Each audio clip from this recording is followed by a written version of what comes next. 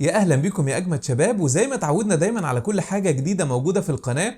النهارده جاي اقول لك ان انت تقدر تعمل 3 دي تراكنج جوه ادوبي بريمير برو بدون ما تستعين بالافتر افكت او باي برنامج من برامج ال 3 دي، وكمان من غير ما تحط ولا كي فريم زي المشهد اللي انت هتشوفه معايا دلوقتي. تعالوا بصوا كده على المشهد ده وخلينا نرجع نكمل كلامنا.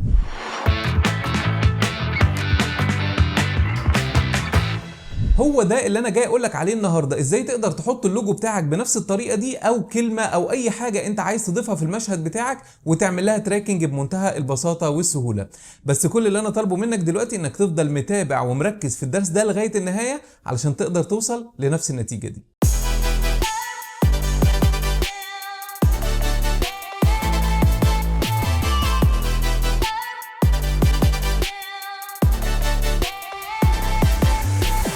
يا اهلا بيكم يا اجمد شباب، شكرا على كميه الكلام اللي انتم بتكتبوه، شكرا على الدعم الكبير. وزي ما اتعودنا دايما على الافكار الجديده اللي موجوده في القناه بشكل دائم، النهارده جاي اقول لك ازاي تقدر تعمل يعني من صوره واحده تقدر تعمل انيميشن 3 دي. وكمان مش بس كده، انت هتقدر تحط الكلام اللي انت عايزه او اللوجو اللي انت عايزه في الصوره دي وكانها كلام منطقي او واقعي، وتحطه على ارضيه الطريق مثلا او اي حاجه، وياخد من نفس اللون بتاع الطريق. طبعا ده امتداد للدرس اللي انا كنت اتكلمت عليه قبل كده، اللي هو الخاص بالبارالاكس اللي موجود في الموشن برو. لو ما شفتوش الدرس اللي فات هسيب لكم دلوقتي الدرس فيه الاي اللي هتظهر من فوق. طيب، هحل لكم مشكلة تانية كمان كانت الناس بتتكلم معايا فيها، انه بيقول لي انه مش عارف ينزل الاضافة بتاعة البارالاكس او مش عارف ينزل اضافات الموشن برو. البلجن اللي انا جاي اتكلم عليه النهارده والاضافه اللي انا جاي اتكلم عليها النهارده اللي هي البارالاكس هسيبها لكم في صندوق الوصف او في الديسكربشن. انا رفعتها لكم على جوجل درايف مع اللايسنس بتاعتها، هتحملوها وتعملوا لها انستول بالطريقه اللي انا قلت عليها في الدرس اللي قبل اللي فات. خلاص طيب، اللي مش عارف برضو الدرس اللي قبل اللي فات يعني هسيبه لكم دلوقتي في الاي اللي هتظهر من فوق. اظن كده انا يعني عملت معاكم الواجب وزياده اهو. طيب، خلينا ندخل في الدرس بتاعنا على طول، وازاي نعمل يعني مشهد واقعي جدا. وعايز اقول لكم انه بدون ما تضيف كي فريم واحد، يعني اللي انا هعمله كله النهارده ده من غير ما احط اي كي فريم حتى في ادوبي بريمير برو عشان الموضوع يكون سهل وبسيط. طيب، كل اللي انا بعمله ان انا باجي على الموشن برو، انا حاطه هنا في القائمه بالطول بالشكل ده علشان اقدر اتحكم فيه بشكل كويس واشوفه بشكل كويس، ولكن هتلاقوه عندكم موجود فين؟ لو دخلنا على ويندو بعد ما تنزلوا الاضافات دي هتلاقوه موجود في الموشن برو هنا كده. طيب حلو، هدخل على البارالاكس. انا يعني دخلت على القائمه بتاعه البارالاكس كده. انا دلوقتي عايز اجيب صوره واحولها 3 دي زي ما اتفقنا في الدرس اللي فات، فكل اللي انا بعمله ان انا بدخل على كونفرت ايمج تو 3 دي بالشكل ده، بيديني هنا حاجه اسمها لينك. بضغط على اللينك بالمنظر ده بيروح فاتح لك على طول الموقع ده اهو. انا فاتحه مره تانية اهو. خلاص، بندخل هنا كده على ايمج تو 3 دي. انا عايز اقول لك يعني الفكره اللي انت تستفادها بقى من حاجه زي كده مش بس ان الكلام يكون طاير في الهواء كده، هخلي لك الكلام ده يدخل بمنظر واقعي او بشكل واقعي جوه الفيديو او جوه الصوره دي، ومش يعني خطير كانك عامل الكلام ده بالافتر افكتس مثلا او ببلندر او حاجات زي كده. طيب، كل اللي انا هعمله دلوقتي ان انا هرفع له الصوره اللي انا محتاج احولها 3 دي علشان ينزلها لي بصيغه جي ال بي زي ما اتفقنا. فهاجي هنا كده وهبتدي ان انا اختار من الصور بتاعتي اللي انا جايبها، ولتكن اي صوره، صوره زي كده، صوره زي كده، صوره زي كده. عجبتني مثلا صوره زي كده وحابب ان انا اطبق الكلام بتاعي او اللوجو بتاعي عليها، فهبتدي ان انا اعمل اوبن بالشكل ده. وزي ما قلت لكم برضو قبل كده، لازم تيجي تعمل سيلكت على المربع الصغير اللي موجود من هنا كده، علشان لو ما عملتش سيلكت على المربع ده هيظهر لك كده حاجات سودة باينه في الصوره وهتبوظ لك الشكل تماما. بعد كده كل اللي انت بتعمله ان انت بتضغط على سبميت وتستنى كده مجرد يعني 5 6 ثواني. بصوا كده، انا برضو مش هفصل الدرس بتاعي علشان تشوفوا معايا يعني هياخد وقت قد ايه. خلينا نستنى كده، الموضوع يعني بص بسيط جدا.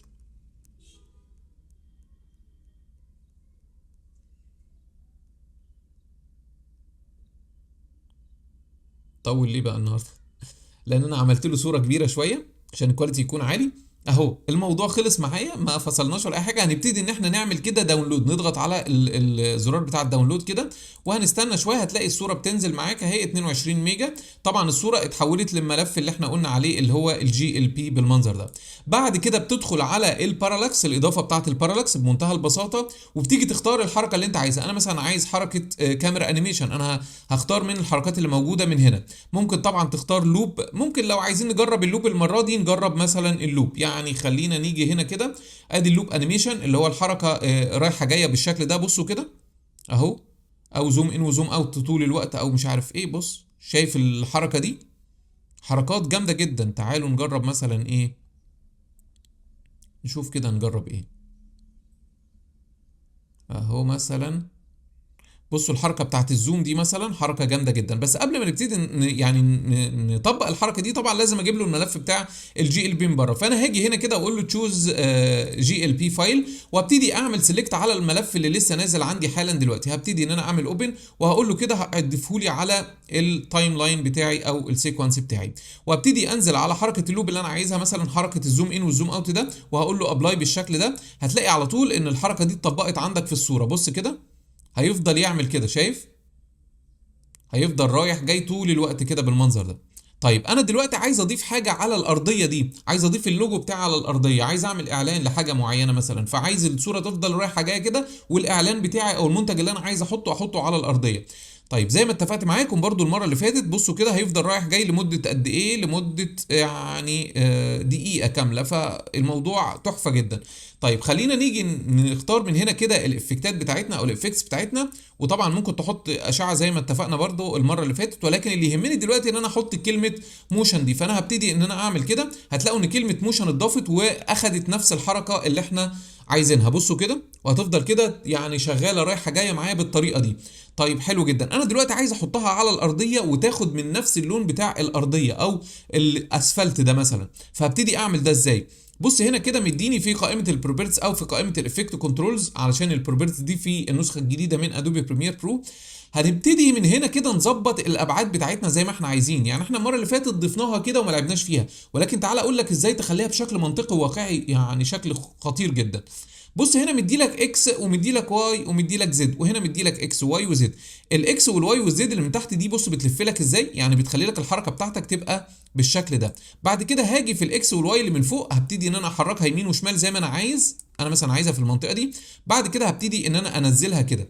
بعد كده هنزل تحت مثلا، وهبتدي ان انا اعمل لها سكيل اوت شويه عشان تبقى جوه الطريق بتاعي بالمنظر ده.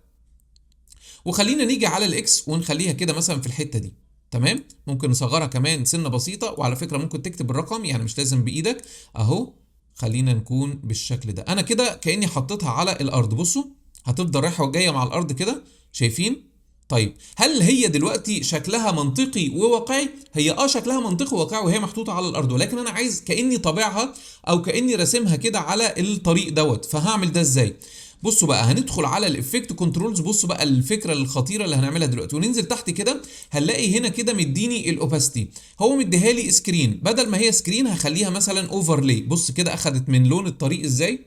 شايف الموضوع خطير ازاي وتحفه ازاي؟ تقدر من هنا تخفف. طيب ممكن كمان بدل ما هي اوفرلاي اخليها سوفت لايت. بصوا السوفت لايت اخد من نفس اللون وكانه فعلا راسمها زي الخط اللي مرسوم هنا في الطريق ده، كاني راسمها على الارض. واقدر من خلال الاوباستي اللي موجود هنا اخفف اللون كده شويه. قول لي بقى ان دي مش واقعيه، يعني خلي حد يشوفها ويقول دي مش واقعيه. طبعا تقدر تنقل دي تحطها في اللي هناك في الطريق، من هناك تقدر تحطها تحت. كل ده بتتحكم فيه من خلال الاكس والواي والزد الموجودين من هنا، طبعا كانه 3 دي بالظبط. تعالوا كده نشوف الحركه اللي حصلت معايا دلوقتي. بص كده، مستحيل تحس ان هي متركبه، انت كانك راسم الكلمه دي على الطريق. شايف؟ طيب انا جايب برضو ادوبي بريمير برو، حابب ان انا اغير اللوجو ده او كلمه موشن برو اللي موجوده دي، حابب ان انا اغيرها باللوجو بتاع ادوبي بريمير برو. فهبتدي ان انا ادخل من البروبرتس اللي موجوده من هنا كده، وخلينا نطلع فوق. بيقول لك انسيرت يور ميديا هير. لو فتحت دي بيديني هنا كده الموشن برو. وخلي بالك انا كنت قلت في الدرس اللي فات ان في حاجه اسمها ايديت. اوعى تيجي تغير من خلال الايديت، لان اصلا مش هتلاقيها موجوده. احنا بنغير من خلال ايه؟ من خلال قائمه البروبرتس. طبعا ده في النسخه الجديده من ادوبي بريمير برو. النسخه القديمه طبعا هتلاقيها موجوده في الافكت كنترولز عادي جدا، ولكن هنا هنيجي نغير من خلال البروبرتس. طيب انا حابب ان انا اخد اللوجو بتاع البريمير احطه مكان موشن برو الموجوده هنا. هبتدي اسحب اللوجو بتاعي واحطه بالشكل ده. طبعا شكله بايظ بالمنظر ده. بختار هنا كده الابعاد بتاعته انها تكون مظبوطه، يعني ببتدي اختار من الاضافات اللي موجوده تحت كده، ببتدي اجرب اشوف انهي واحده فيهم اكتر واحده مظبوطه، ولتكن دي اكتر واحده مظبوطه بالشكل ده. طبعا نقدر نرفع اللوجو لفوق، نقدر ننزله لتحت، نقدر نعمل فيه اللي احنا عايزينه. بص كده، لو جيت رفعت اللوجو كده اهو، حركه زي ما انت عايز. بس طبعا ايه، هنا ابتدى يختفي. نقدر نحركه من خلال السيتنج اللي موجوده تحت، يعني ممكن من خلال السيتنج اللي موجوده هنا بدل ما نحركه من فوق. بصوا كده انا ضفت بريمير برو على الطريق، وكانه عملت الاضافه بتاعتي او عملت له البراند بتاعي، اقدر اعمل له اعلان مثلا بالشكل ده. شايفين؟ وتقدر يعني تلفه زياده بقى لو انا عايز الفه زياده، لو عايز اعمل فيه اعمل اللي انت عايزه يا معلم، لانه خلاص بصوا كده اديت له حركه واقعيه اكتر على الطريق اهو بالشكل ده. واجي هنا كده على الافكت كنترولز، مثلا مش عاجبني السوفت ممكن ارجعه اوفرلاي بالشكل ده عشان ياخد اللون، واجي هنا اخفف شويه اللون بتاعي بالمنظر ده. انت عملت حركه واقعيه جدا بدون اي كي فريم زي ما اتفقت معاكم. شايفين الحركه هتفضل لوب كده طول الوقت زي ما انت شغال. عايز تعمل زوم ان زوم اوت، كل الكلام ده متاح معاك بدون ما تستخدم اي كي فريم. مش عارف يعني محتاجين دروس تاني في الموضوع دوت. طبعا انا قلت لك اهو ازاي تقدر تستفيد باضافه البارالاكس بطريقه سهله وبسيطه جدا. طبعا لو عجبكم الدرس بتاع النهارده يا شباب، يا ريت نضغط لايك على الدرس، لان ده بيساعد في انتشار الفيديوهات دي ويخليني اعمل فيديوهات احترافيه اكتر وتساعد الناس اكتر بكتير. وكمان اللي لسه ما اشتركش في القناه يا ريت ينزل دلوقتي يشترك في القناه ويفعل زرار الجرس عشان يوصل لكم كل الفيديوهات الجديده. طبعا شكرا ليكم، واشوفكم في درس جديد من دروس ادوبي بريمير برو.